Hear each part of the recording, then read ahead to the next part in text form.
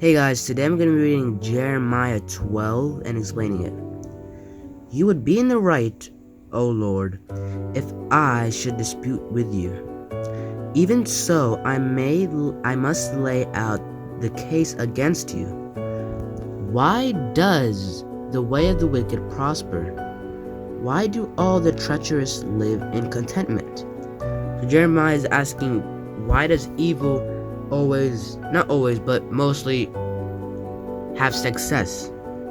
In verse 2 it says, You planted them, they have taken root, they flourish and bear fruit as well.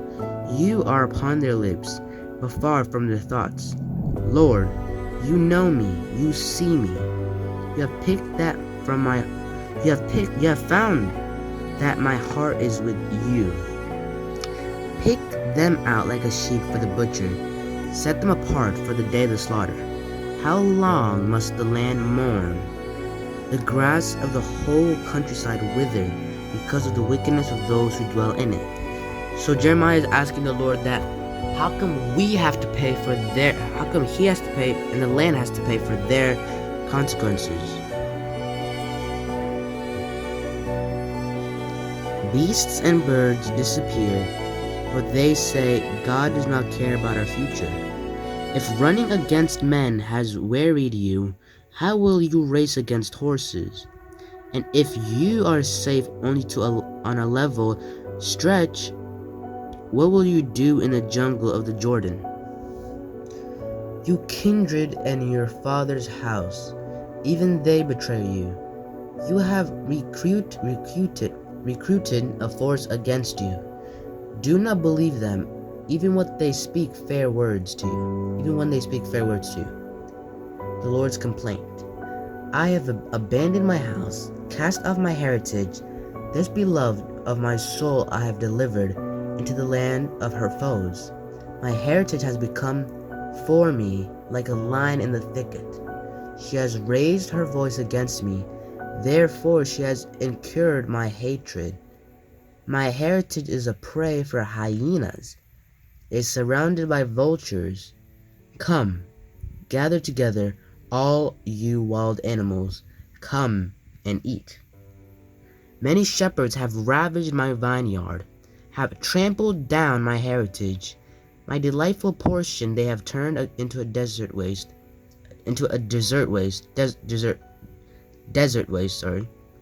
They have made it a mournful waste. Desolate before me, desolate the whole land, because no one takes it to heart. Upon every height in the wilderness, marauders have appeared. So the Lord is telling Jeremiah that why all these things are happening. They have here. Let me find the verse. Here in verse 11, they have made it a mournful waste, desolate before me. So now it's not the Lord who's doing this. It's their doing. They have made the place wicked, and now the Lord has to make it clean again.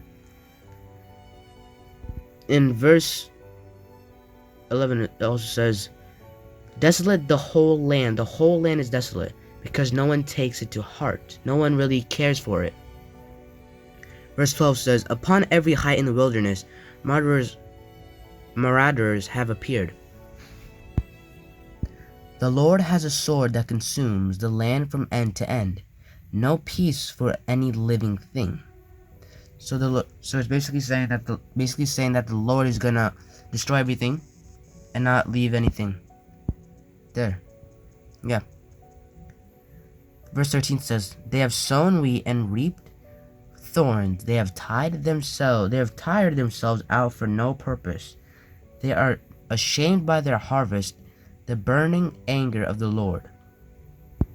Thus says the Lord against all the evil neighbors who plunder their heritage. I gave my people Israel as their own.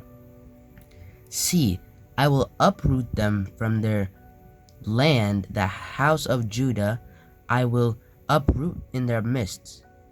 But after uprooting them, I will have compassion on them again and bring them back to each their heritage, each to their land. So the Lord is gonna uproot them, which take them away, but then he's gonna feel bad, and he's gonna have compassion, and he's gonna bring them back. Because he's not just a cruel, cold-hearted Lord. He's merciful, and he cares for them.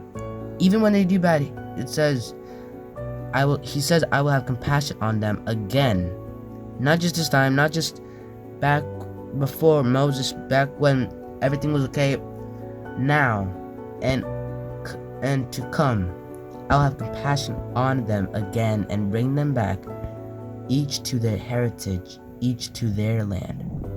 16 says, and if they truly learn my people's custom of swearing by my name, as the Lord lives, just as they taught my people to swear by Baal, then they shall be built up in the midst of my people. The Lord is saying, the only reason, if they listen and follow the customs of like the righteous, the good people back then, by swearing by name. It's in verse 16 it says, and if they truly learn my people's custom of swearing by my name, as the Lord lives, just as they taught my people to swear by Baal, then they shall be built up in the midst of my people. Verse 17 says, but if they do not obey, I will uproot and destroy the nation entirely, oracle of the Lord.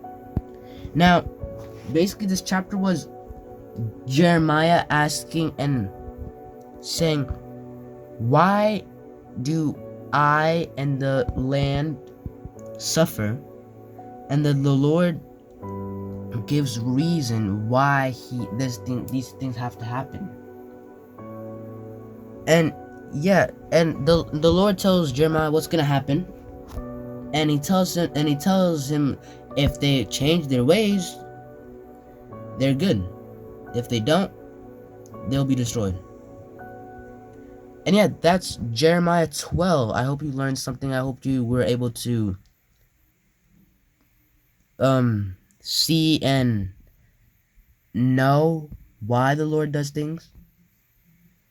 And yeah, thank you for listening and reading. Thank you.